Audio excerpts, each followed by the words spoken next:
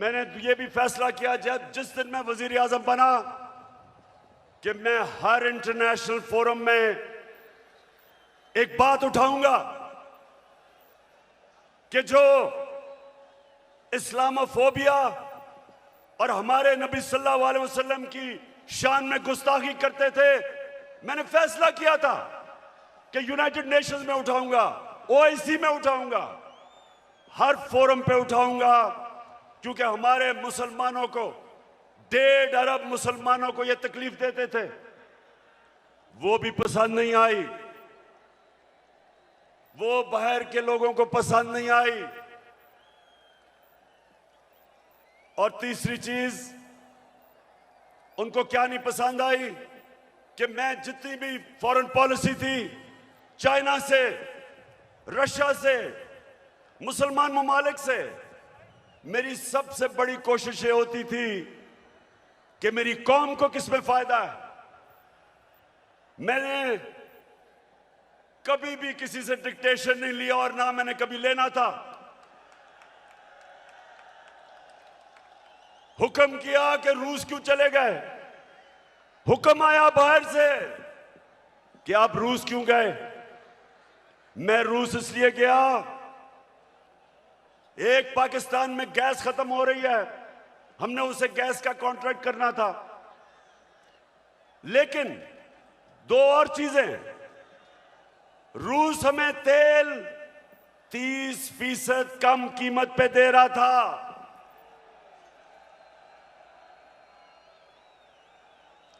तेल 30% कम कीमत पे, इसका मतलब कि पेट्रोल और फजलुर रहमान को 30% कम पे हम बेच सकते थे।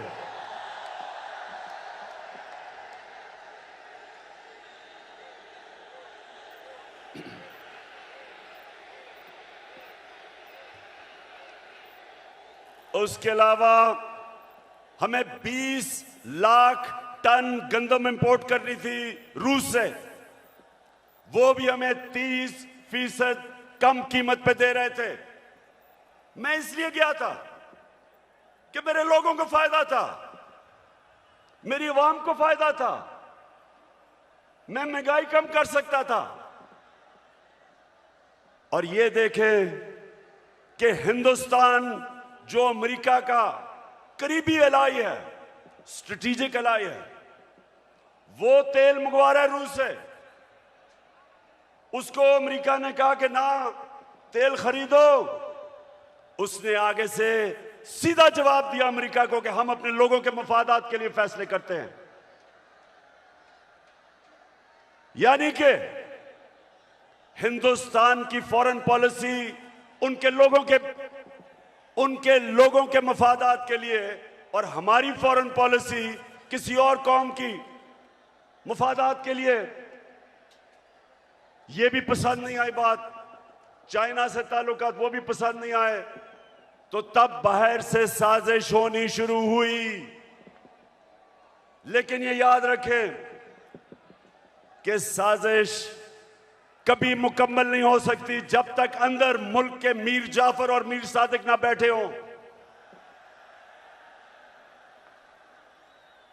मीर जाफर वो गद्दार था जिसने अंग्रेजों के साथ मिलकर मुसलमानों की हुकूमत, सिराजुद्दौला की हुकूमत गिराई जाती मफादात के लिए।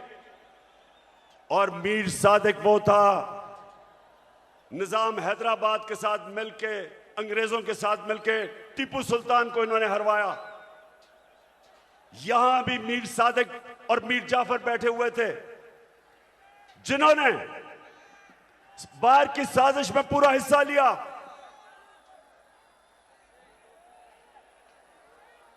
क्या हुआ?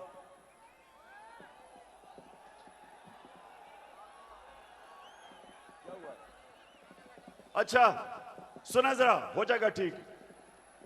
तो ये साजिश बाहर से हुई, अंदर मीर जाफर और मीर सादिक बैठे थे, अंदर 3 स्टूजेस बैठे हुए थे, इन्होंने इनके साथ मिले। और भी इसके अंदर लोग मुलव्वस थे।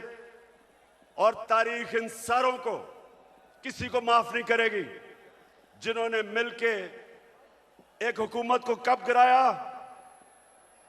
मेरे पाकिस्तानियों ये सुने, हमारी हुकूमत को तब गिराया जब हमारी हुकूमत की, और मैं चैलेंज करता हूं, सबसे बेहतरीन पाकिस्तान की परफॉर्मेंस तहरीक इंसाफ की हुकूमत की थी।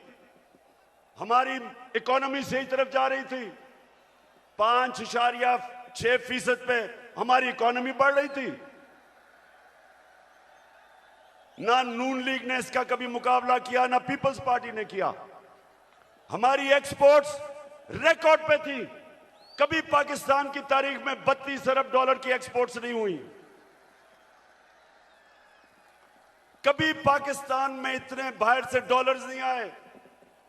31 अरब डॉलर रेमिटेंसेस बैरून मुल्क पाकिस्तानियों ने हमें भेजी। 31 अरब डॉलर। हम जब हुकूमत में आए थे 19 अरब डॉलर थी। और पाकिस्तान की तारीख में सबसे ज्यादा पैसा हमने इकट्ठा किया टैक्स में, 6,000 अरब डॉलर से ऊपर। यह भी पाकिस्तान की तारीख का रिकॉर्ड था। हमने सबसे सारे बर्रे सगीर में जिस मुल्क में सबसे कम बेरोजगारी थी वो पाकिस्तान था। सबको पीछे छोड़ गए हम। और ये कब? जब कोरोना वायरस ने दुनिया में तबाही मचाई हुई थी। पाकिस्तान वो मुल्क है जिसकी दुनिया ने मिसाल दी कि उस मुल्क जिसने सबसे बेहतर कोरोना वायरस को हैंडल किया, अपने लोग भी बचाए, अपने गरीब भी बचाए, अपनी इकोनॉमी भी बचाई।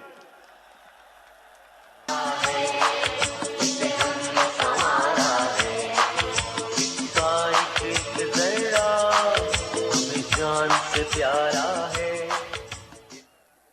और अपने किसानों को, लाहौर के लोगों सुनो,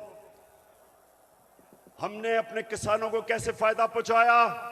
शुगर माफिया जो किसानों को कीमत पूरी नहीं देता था, टाइम पे पैसे नहीं देता था, क्योंकि सारे ताकतवर सियासतदान दोनों पार्टीज में शुगर माफिया का हिस्सा थे।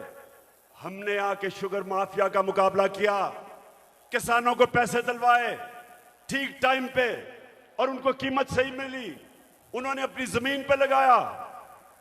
और पाकिस्तान की तारीख में 5 फसलों में की तारीख में सबसे ज्यादा पैदावार पाकिस्तान की तारीख में एक पिछले साल हमने किया।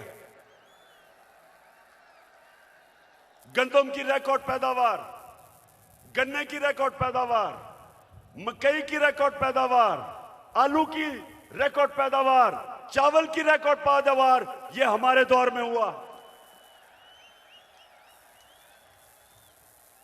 जब दुनिया कह रही थी कि पाकिस्तान की इकोनॉमी सही रास्ते पे निकल गई है और जिस रास्ते पे जा रही है, आईएमएफ की गुलामी से आजाद होने जा रही थी, तब इन्होंने हमारी हुकूमत को साजिश करके गिराया। पहले हुकूमतें गिरती थी, 2 दफा बेनजीर की हुकूमत गिरी, 2 दफा नवाज शरीफ की 90 की दिहाई में। जब भी गिरी करप्शन पे गिरी। मैं चैलेंज करता हूं, बताएं कि क्या इमरान खान ने कोई लंदन में फ्लैट लिए, कोई फैक्ट्रियां लगाई? मेरे पे आज इल्जाम लगाया जा रहा है कि जनाब तोशा खाना से इसने कोई चीजें ली। जरा लाहौरियों जरा सुनो, तोशा खाना है क्या? समझो पहले ये क्या है। जो भी तोहफा मिलता है प्राइम मिनिस्टर और उनके वजीरों को, जो भी तोहफा मिलता है वो तोशा खाना में जाता है। इनके जमाने में जब तोशा खाना में प्रेजेंट जाता था तो ये 15% पैसे दे के जो हुकूमत को जाती थी वो खरीद सकते थे। हम आए, हमने 50% रखा, 50% हुकूमत को जाता था और जो भी हम खरीदना चाहे हम खरीद सकते थे। जो भी मैंने खरीदी सब रिकॉर्ड के ऊपर है, सब कानून के अंदर है। और आज मैं आप सबको यह भी बता दूं कि मैंने उन पैसों से जो मेरे घर के नीचे सड़कें जो आम लोगों को भी फायदा पहुंचाती थी, वो तोशा खाना के पैसे से सड़क ठीक की, हुकूमत का पैसा नहीं लिया।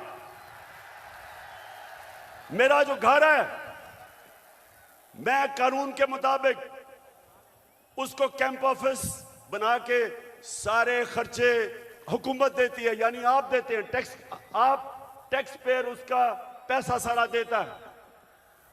मैं अपने खर्चे देता हूं। मैं कोई ना लाहौर का घर ना वहां कैंप ऑफिस नहीं किया, अपने पैसे से वो चलाया।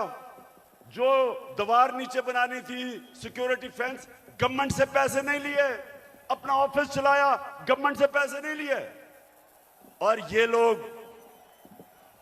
लोग जो आज प्रोपेगेंडा कर रहे हैं, मैं चैलेंज करता हूं कि तुम्हारे मैं चैलेंज करता हूं कि कभी पाकिस्तान की तारीख में किसी प्राइम मिनिस्टर ने अपने ऊपर इतना कम पैसा खर्च नहीं किया जो मैंने किया।